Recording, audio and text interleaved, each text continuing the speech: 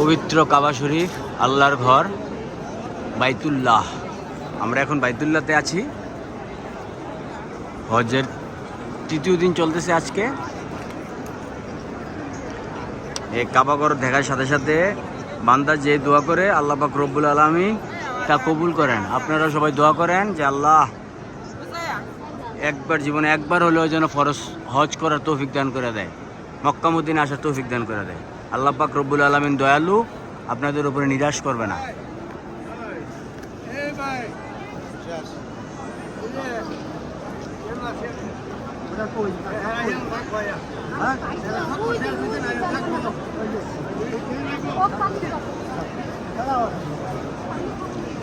এই যে তাওয়াফ চলতেছে, সারা বিশ্ব থেকেই মানুষ এসেছে তাওয়াফ করার জন্য, হজ করার জন্য।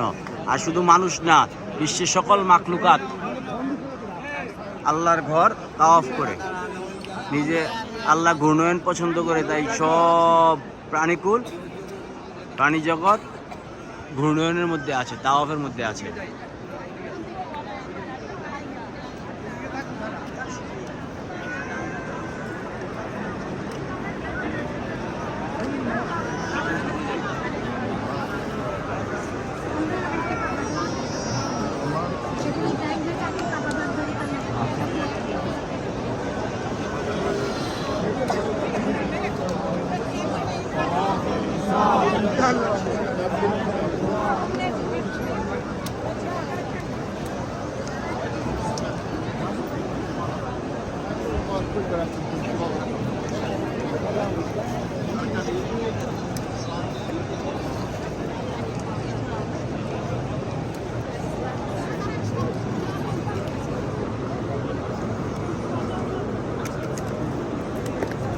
ছোট ছোট বাচ্চা নিয়ে আসছে হজ করার জন্যে।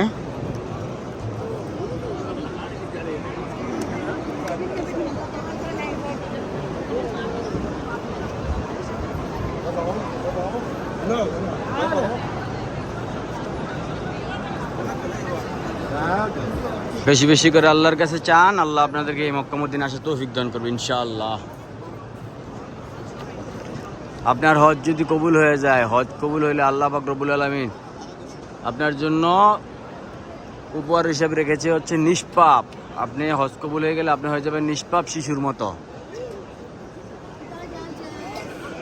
আল্লাহ এটা ওয়াদাবদ্ধ যে আপনি হজ করার পর আপনি হয়ে যাবেন নিষ্পাপ শিশুর মতো। সেক্ষেত্রে আল্লাহর কাছে বেশি বেশি করে যান যে আল্লাহ যেন আপনাকে হজ করার তৌফিক দান করে। আমিন।